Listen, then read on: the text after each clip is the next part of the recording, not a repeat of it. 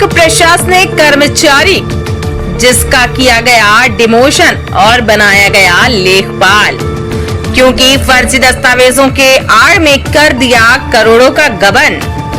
ऐसा गबन जिसे जानकर आप भी हो जाएंगे हैरान। क्या है ये पूरा मामला, आइए आपको बताते हैं। मामला उत्तर प्रदेश के कानपुर से है, जहां कानपुर के कानून गो आलोक दुबे के नाम पर 30 करोड़ रुपए से ज्यादा की संपत्ति सामने आई है। उसने फर्जी दस्तावेज बनाकर जमीनों में हेराफेरी की थी।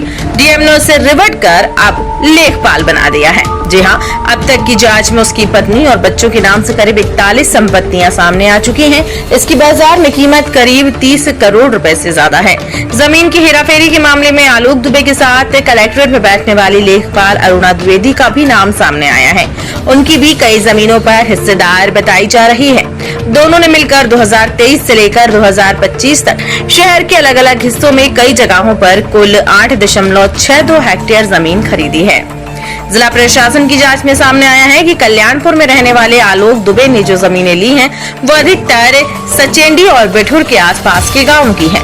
ये जमीन आलोक की पत्नी संगीता और दोनों बेटों के नाम पर है। वहीं 2 जमीनें ऐसी भी हैं जिसमें लेखपाल अरुणा द्विवेदी भी जमीन में हिस्सेदार है। आलोक दुबे ने 2016 से लेकर 2023 तक करोड़ों की संपत्ति खड़ी की है। आलोक दुबे की सबसे ज्यादा संपत्ति दूल गांव में है। आलोक ने अपने बेटे के नाम दूल गांव में ही 2 महीने के अंदर 3 जमीनों का बैनामा कराया। इसके बाद सबसे ज्यादा जमीनों का बैनामा 2023 में हुआ। आलोक ने मई 2023 में 4 जमीनों का बैनामा कराया। उसके बाद उसी साल अगस्त में 1 जमीन, सितंबर में 2 जमीन, अक्टूबर में 1 जमीन, नवंबर में 3 जमीन और दिसंबर में 1 जमीन का बैनामा हुआ। इसमें से अगस्त में हुए एक बैनामे में लेखपाल अरुणा द्विवेदी भी पार्टनर है। अरुणा का घर नौबास्ता में है। आलोक दुबे ने 2024 में अपनी 4 जमीनें भी बेची हैं। 1 साल के अंदर ही 5 जमीनें भी खरीदी। मार्च महीने में 0.3070 हेक्टेयर की जमीन पर अरुणा द्विवेदी का नाम भी बैनामे में शामिल है। आलोक ने जनवरी में 49,600, मार्च में 3,070, अप्रैल में 2,490, जून में 2,490 और अक्टूबर में 1,483 हेक्टेयर जमीन का अपने नाम से बैनामा कराया है। इस मामले में पूर्व कानून को आलोक दुबे से बात की तो उन्होंने कोई भी जवाब देने से इनकार कर दिया। उन्होंने कहा कि अधिकारियों ने जो कार्यवाही की है उससे मैं स्वीकार करता हूं, मुझे इस पर कुछ भी नहीं कहना। को लेखपाल पे रिमूव किया गया है, क्या है पूरा मामला, क्या करना है?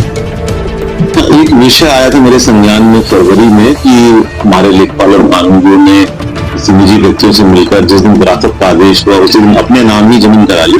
उसमें एक पहले से सदस्य समिति गठित थी और उस समिति की रिपोर्ट को मेरे द्वारा गंभीरता से लिया गया। उस प्रकरण में थाना कोतवाली में एफआईआर भी दर्ज कराई गई है और उसके अलावा विभागीय कार्यवाही जो नियमों में वो की गई। उस विभागीय कार्यवाही में मेरे स्तर से कानूनों का जो कार्यवाही है वो अंतिम स्वरूप प्रदान किया गया है और उनको कानूनों को डिमोट करके लेखपाल के पद पर प्रतिस्थापित किया गया। सर आगे में इसके लिए भी क्या आदेश बनाया गया? क्योंकि माननीय मुख्यमंत्री जी की भ्रष्टाचार के विषय में जीरो टॉलरेंस की नीति है। राजस्व अभिलेखों को अद्यावधिक रखने का दायित्व हम लोगों का है और हमारे जो राजस्व कर्मी बड़ी मेहनत से काम करते हैं, परंतु यदि किसी कार्मिक ने अगर कहीं मौके पर ऐसा कोई कार्य किया है तो उसके सापेक्ष जीरो टॉलरेंस की ही नीति है और उसमें क्योंकि मुकदमा भी दर्ज है और जो भी अन्य कोई विषय है उसके अलग से विवेचना चल रही है, उसका भी विस्तार से विचार किया जाए।